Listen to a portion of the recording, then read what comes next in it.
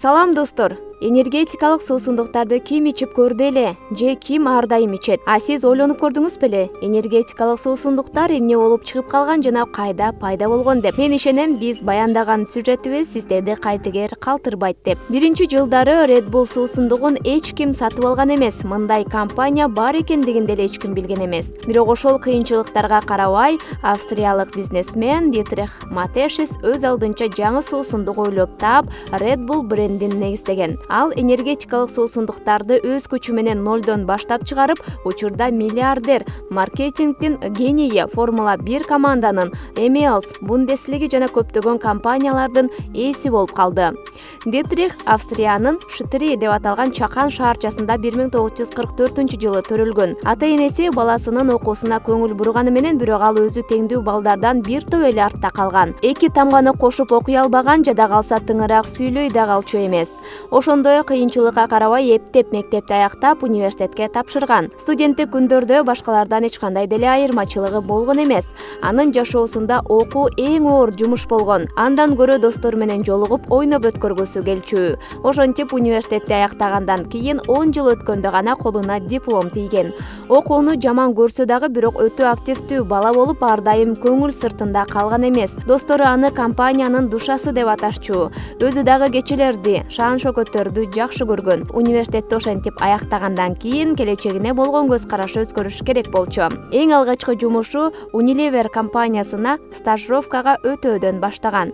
20 жылдай жөнөкөй кызматкер болуп иштеген. Андан соң бир бөлүмдүн жетекчиси болуп калат. 40 жашка чукулдаганда ага тиш пастасы чыгарган компанияга директорлук кызматты сунушташкан. Соода саттыктын үстүндө командировкаларда жүргөн Дитрих бул тармакты жакшы өздөштүрүп калган. Өзү бир жаңычылдык баштагысы келчү, бирок идеясы жок эле.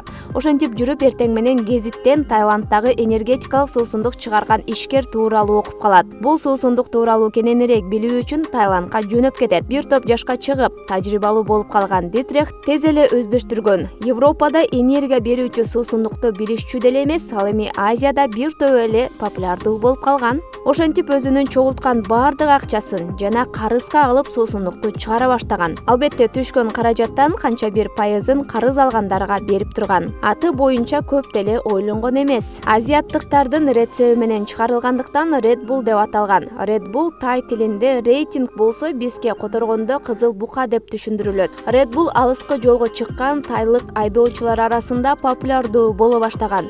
Бирок аны Европага, Австрияга чыгарыш жеңил болгон эмес. Азыркы Red Bullдун дизайны, жазуусун иштеп чыгууга көп жыл кеткен. Энергетик суусундук дароо эле киреше алып келген эмес, тескерисинче чыгашага учурап турган. Тапкан каражаты жарнамаларга эле кетип турган болчу. Ошентип көптөгөн тепкичтерден өтүп, жаңы маркетинг пландарды ойлоп таап чыгарышкан. Алардын бири маркеттерге, сатуучу дүкөндөргө өзүнчө Red Bullдун текчелерин жайгаштырып башташкан. 1997-жылдан тарта сатыкка кенен жайыла баштаган.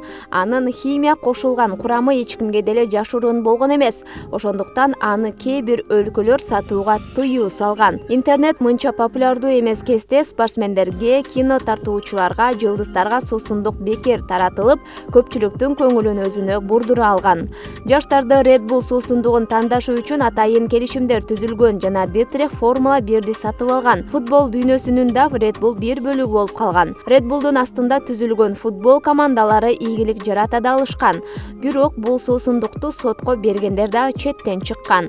Анткени ал энергия тартуулабастан, тескерисинче шалдыратып, ден соолукту алсыратканын айтышкан. Соттун чечими менен компания ар бир кардарга $10 төлөп берген. Дагы бир чуулгандуу окуя болуп жарнама ролиги болгон. Учурда Red Bull энергетик суусундугун 170ден ашык өлкөдө сатыкта турат. Жылдан жылга компаниянын кирешеси артып, Америкада 2018-жылы 11 миллиардка жетип, алардын ичинен эң көп сатылганы Red Bull болгон. Бир жылдык кирешеси 7 миллиардты түзсө, иштеген кызматкерлери 13 миңге жеткен.